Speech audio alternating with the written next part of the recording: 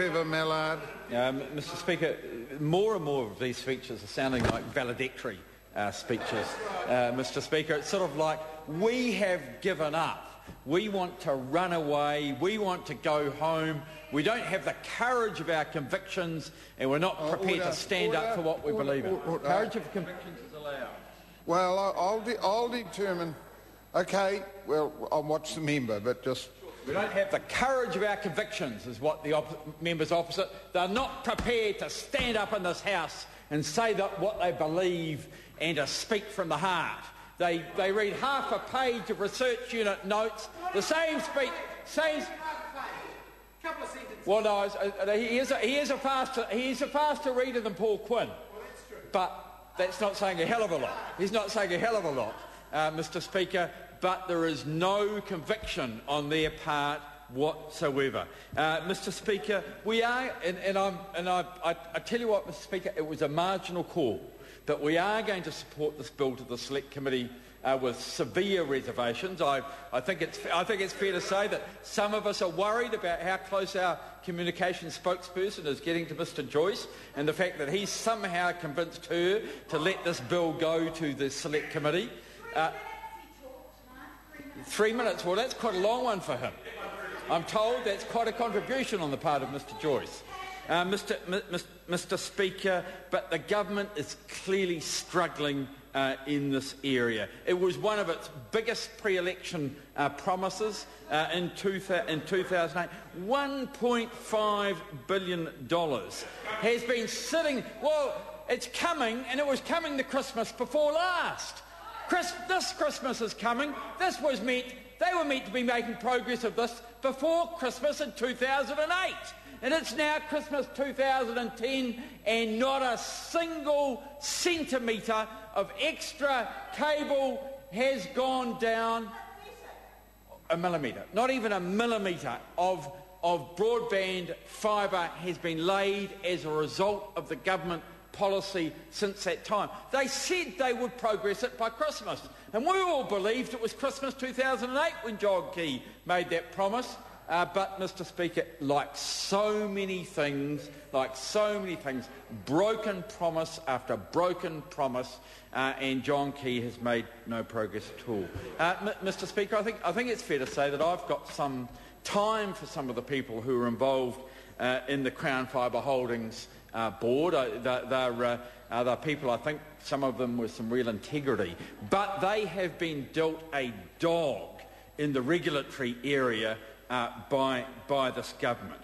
The regulatory forbearance period outlined in this bill, which basically gives someone a 10-year holiday from price regulation, whoever wins in the ultra-fast broadband and the rural broadband initiatives. It is just absolutely outrageous when we know that in this area prices come down, they come down, they come down, they come down. And what are we going to have? We're going to have a monopoly, a crown-anointed monopoly, which is allowed to keep its prices up and to strangle the public in this area. And no?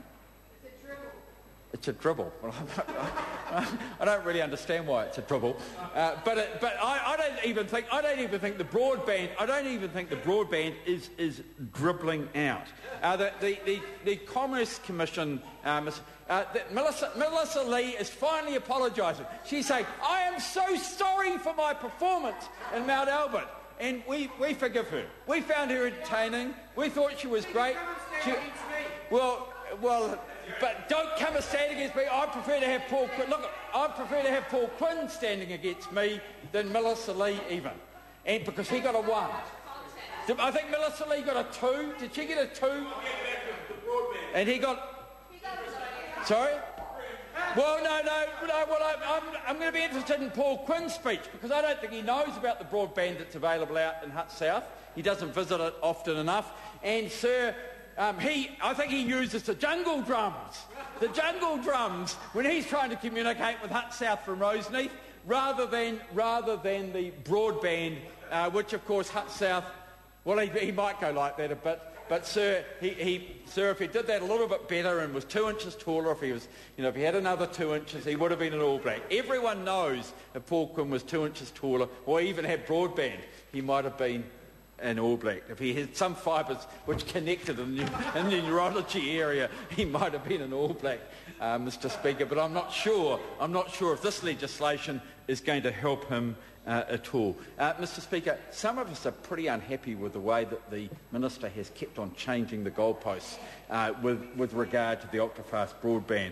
It is been seen to be unfair, and a number of the people who have been involved have felt it's been very unfair that the Minister has kept on changing the rules mid-process. People have been coming into a tender process, they've been going out of a tender process, they've been coming into a tender process again on the basis of some very unclear arrangements. And I think it is fair to say, and I sort of appreciate the Minister's position. He doesn't know the extent of involvement of Telecom. He doesn't know the way that is going to work. He doesn't know about whether there is going to be the full separation or not. And I don't blame Telecom for taking so long in this particular area, Mr. Speaker.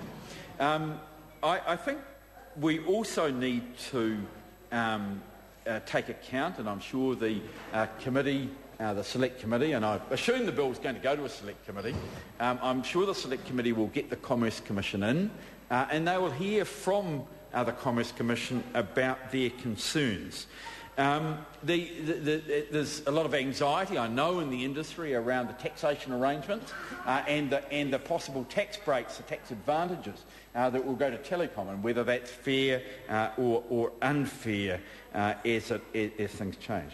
Mr. Speaker, I think one of the areas of a lot of concern is the Minister's apparent sort of nonchalance around what is ethical and what is not ethical in this area. The arrangements where one of the directors is acting as a consultant to one of the suppliers of bidders for the ultra-fast broadband. Well, what's his name? Not Ven's son. Jonathan Young might shake his head and say there's nothing to worry about, Mr. Speaker. But I think there is something to worry about if someone who is involved in making the decisions is also involved and has a relationship with the people who are going to be supplying the equipment to the people who win those decisions. I think there's an inherent conflict in that, and I don't think it's a position which is recoverable. I don't think it can be isolated, and I'm quite concerned about that arrangement. Mr. Speaker, I want to go back to where I started, and that is I find it almost incredible at the lack of progress, that a minister could make so little progress in an area over a 2-year period. I think it's fair to say that, you know, and I'm now going to apologise to Claire Curran, because she indicated to me that she thought that the minister wouldn't make much progress, and I said he's one of their brightest ministers. He's a bright, new, shining boy. He knows quite a lot about the communications area. He's been involved in the radio industry. He's got more oomph than anyone on their front bench. I think that if anyone could get it sorted out of the National Party, then Stephen Joyce could have, and I thought that he would have by now. And I thought he would have made a lot more progress than this, and I defer to my colleague Claire Curran, who did warn me that she thought he was not capable of doing the job, and that in fact some of the worst fears are coming true. Mr. Speaker, broadband is the way of the future. Our exports are going to be weightless. It is going to be the stuff that goes up and down this fibre network that is going to be the future of this country. And to have the sort of arrangement that we have, both in rural areas and in most of our cities, where we have what are essentially third world arrangements, way behind many of the countries that we are competing with is an indictment on the Minister, and the fact that we've made almost